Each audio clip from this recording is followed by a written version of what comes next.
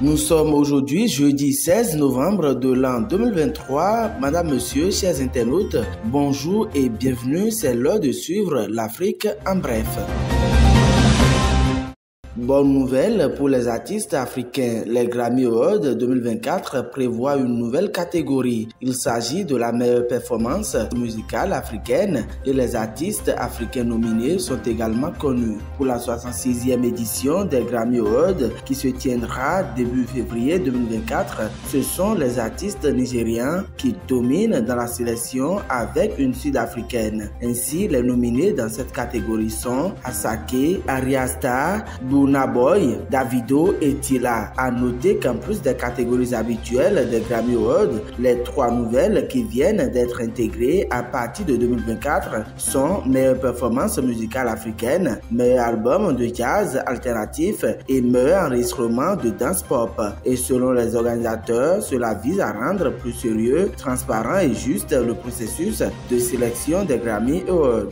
Au Libéria, après le scrutin du second tour de la présidentielle du mardi, l'organe chargé des élections s'est mis à la tâche. Le décompte des voix est en cours depuis mercredi entre la légende du football George Weah et l'ex-vice-président Joseph Boakai. Le vote s'est déroulé dans le calme mardi avec plus de 2,4 millions d'électeurs appelés à choisir leur prochain président. Selon la présidente de la commission électorale, après dépouillement des résultats de 1315 des 5890 bureaux de vote, Joseph Boakai est en tête avec 50,7% des voix. Elle n'a pas précisé quelle proportion du nombre total d'électeurs ces bureaux de vote représentaient. Ils représentaient un peu plus de 386 000 voix. La commission électorale dispose de 15 jours à compter du scrutin pour publier les résultats, mais elle pourrait le faire plus tôt. Un front uni pour demander des réparations pour l'esclavage transatlantique et les dommages causés par l'exploitation coloniale. C'est la demande du président ghanéen Nana Akufo-Addo à ses collègues dirigeants africains. Le continent mérite selon lui des excuses officielles pour l'esclavage. Lors de la conférence sur les réparations, il a fait savoir qu'aucune somme d'argent ne peut réparer les dommages causés par la traite transatlantique des esclaves et ses conséquences qui s'étendent sur plusieurs siècles. La colonisation et l'esclavage seraient la cause du retard économique et culturel du continent, réalise-t-il.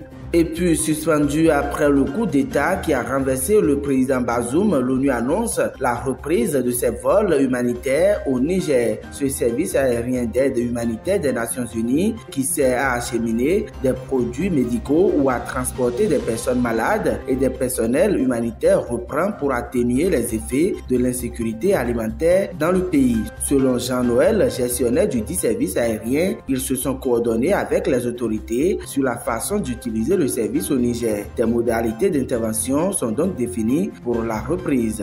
Madame, Monsieur, ce sera donc tout pour l'Afrique en bref de ce matin. Retrouvez-nous à 18h pour le tour de l'actualité au Bénin.